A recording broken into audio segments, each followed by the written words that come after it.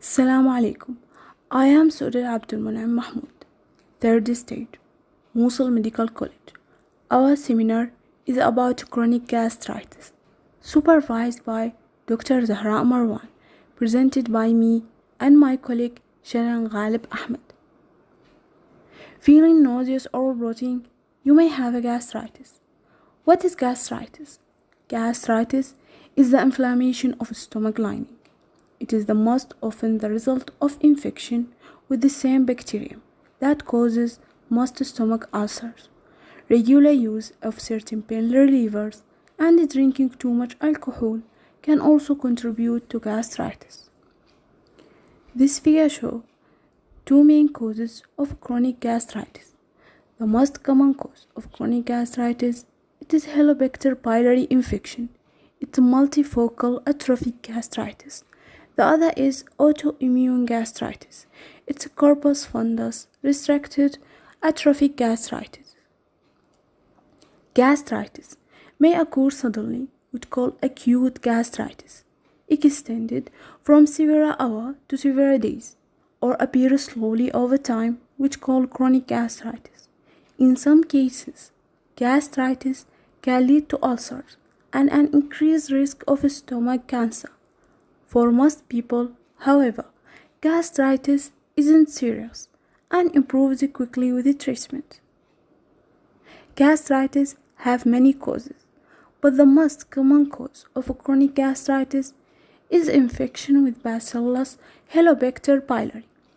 The other is autoimmune gastritis, typically associated with gastric atrophy, represents less than 10% of cases of chronic gastritis, but is the most common cause in patients without H. pylori infection.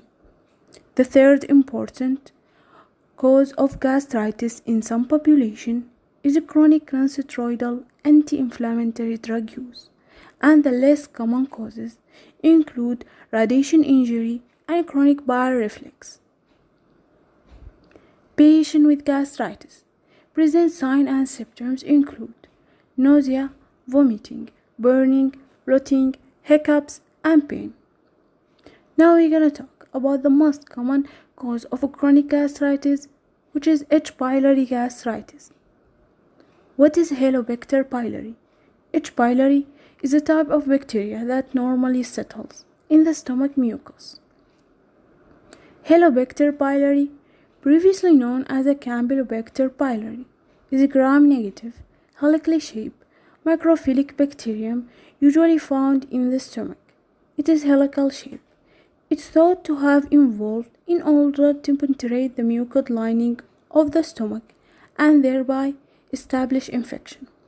Helicobacter pylori associated with two chronic diseases. These two chronic diseases is a chronic gastritis and peptic ulcer. This figure shows the structure of Helicobacter pylori. It's a spiral shape.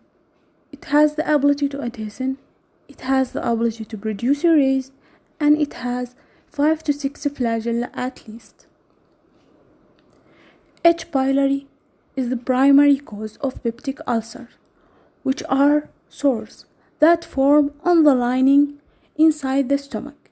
The bacterial infection, known as H. pylori, is harmless in some people, but it can lead to serious problems in others.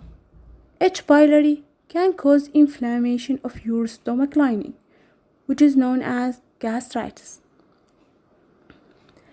H. pylori infection most often presents as an enteral gastritis with increased acid production. The increased acid production may give rise to peptic ulcer disease of the duodenum or stomach. This figure shows that the H. pylori and the environmental factors include smoking, alcohol, nonsteroidal anti-inflammatory drug, proton pump inhibitor, lead to low acid production, lead to atrophic gastritis, and a gastric cancer. The H. pylori with the host factor include gene polymorphism, immune response, lead to high acid production, and lead to peptic ulcer disease. H. pylori infection lead to chronic gastritis. 4 features are linked to H. pylori virus. The first one is flagella, which allow the bacteria to be motile in the viscous mucus.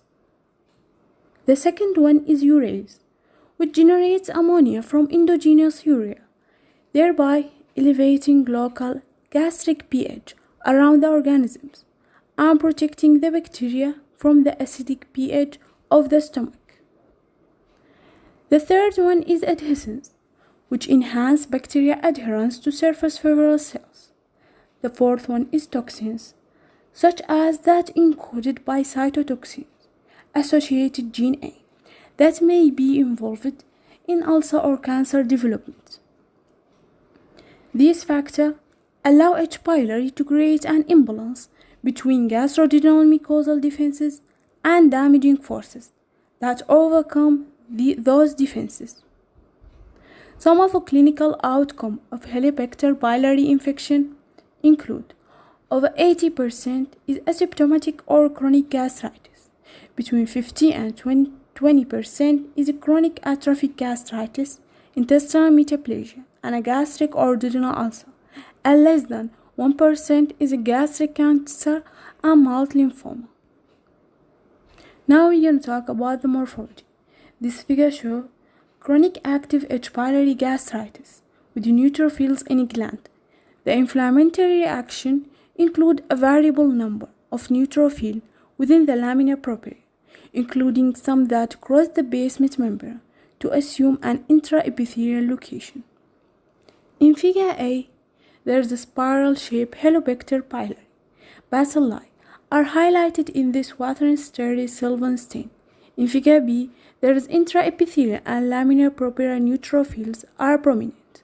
In Figure C, lymphoid aggregate with germinal center and abundant subepithelial plasma cells within the superficial laminar propria are a characteristic of H. pylori gastritis.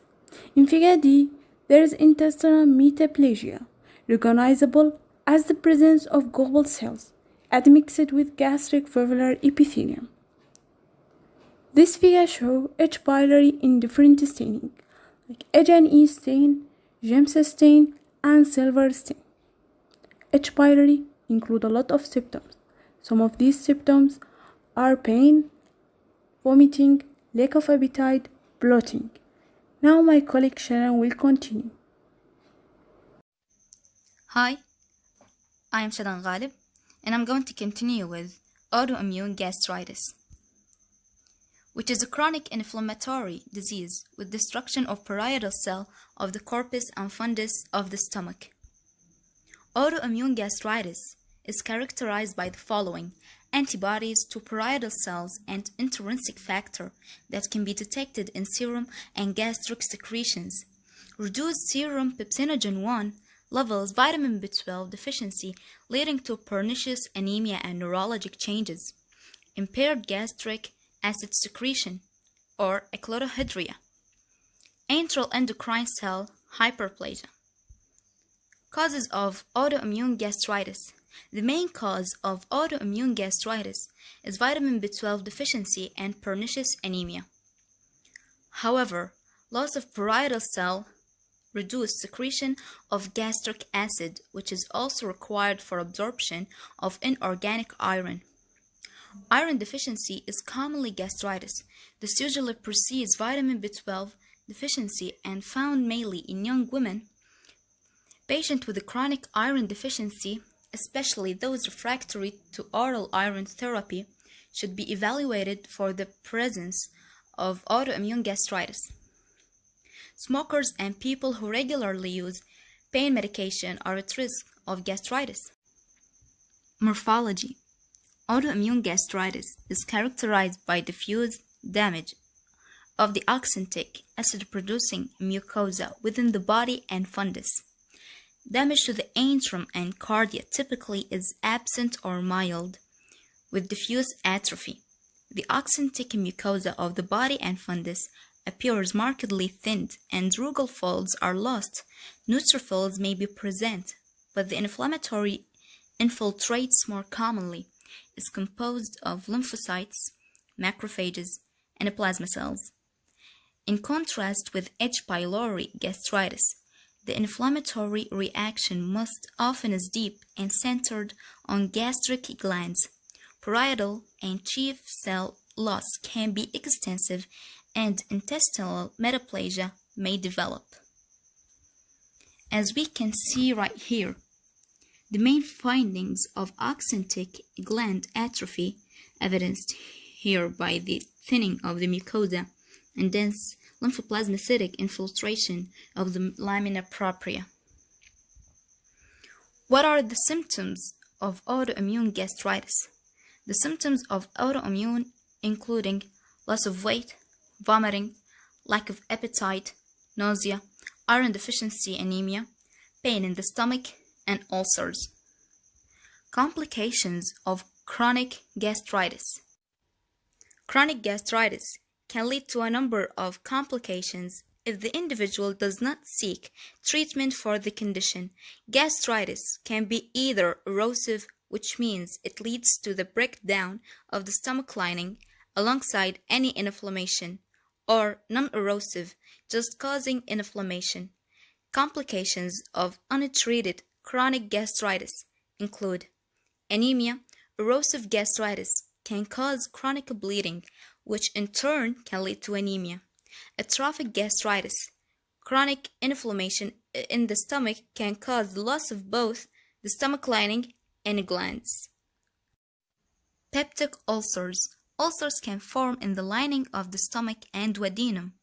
Growths in the stomach lining. The risk of both benign and malignant growths increases in people with gastritis if Helicobacter pylori or H. pylori bacteria cause gastritis. They also increase the risk of a specific form of cancer known as gastric mucosa-associated lymphoid tissue, MALT lymphoma.